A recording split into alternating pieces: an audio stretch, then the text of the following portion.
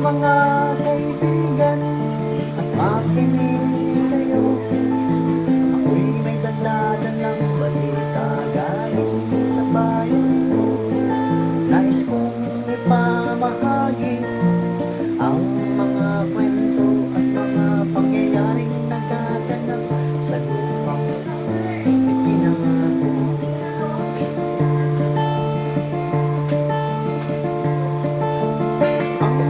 Pinanggalingan ko'y may bahid ng dugo, may mga lorong di makalipad nasa hawla nito, may mga punong walang dahon, mga pusong di makapibo sa mga pangyayaring nagaganap sa lupang ipinangako.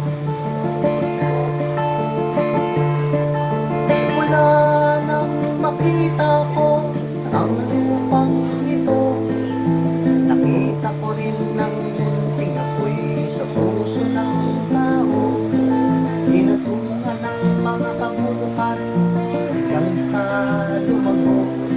Ngayon ang puso'y may tao sa lupang ipinangako. Lapit mga kaibigan at makinig kayo, ako'y may dala-dalang balita galing sa bayan ko. Nais kong ipamahagi ang mga kwento at mga pangyayaring nagaganap sa lupang ipinangako.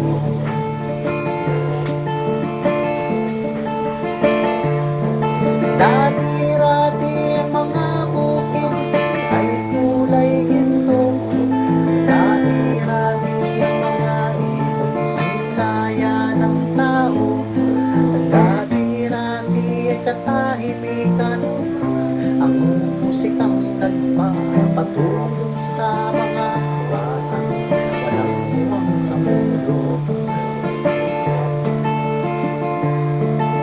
Ngayon ang lupang ipinangako ay nagsusumamo, matakan yan ang luha ang apoy sa kaniyang puso.